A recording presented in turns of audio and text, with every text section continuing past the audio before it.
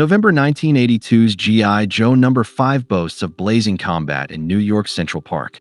The park was notoriously dangerous in those days, but thankfully there weren't any tank battles in real life.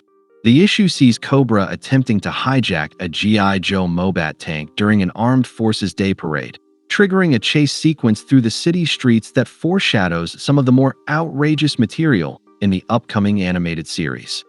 This is one of the early issues to feature a television ad. Sadly, as of this moment, there's yet to be a decent version properly archived on YouTube.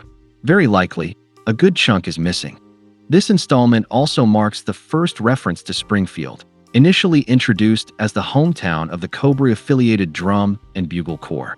In these early pages, Springfield is little more than a throwaway name, but Homer plants the seed here for what will eventually become Cobra's primary stronghold.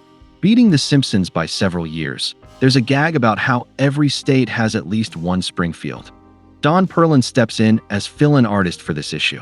While his work may lack the visceral punch of Herb Trimp's Kirby-inspired dynamism, Perlin compensates with a certain gracefulness in composition.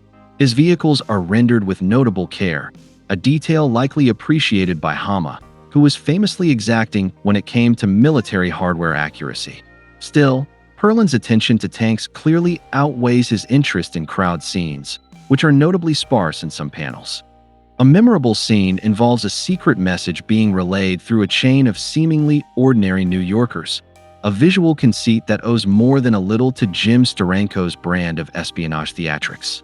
The elaborate network of civilian operatives passing along coded signals lends Cobra an unsettling, almost omnipresent quality, suggesting that their influence runs far deeper into civilian life than we've previously assumed. After several pages establishing the technical virtues of the Mobat, including era-appropriate references to Pac-Man and the demise of disco, Homer unveils Cobra's latest infiltration scheme.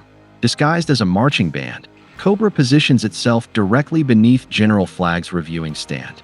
When their cover is inevitably blown, Cobra Commander and the Baroness make their escape by taking Girl Scouts hostage. What else do you expect from Snakes?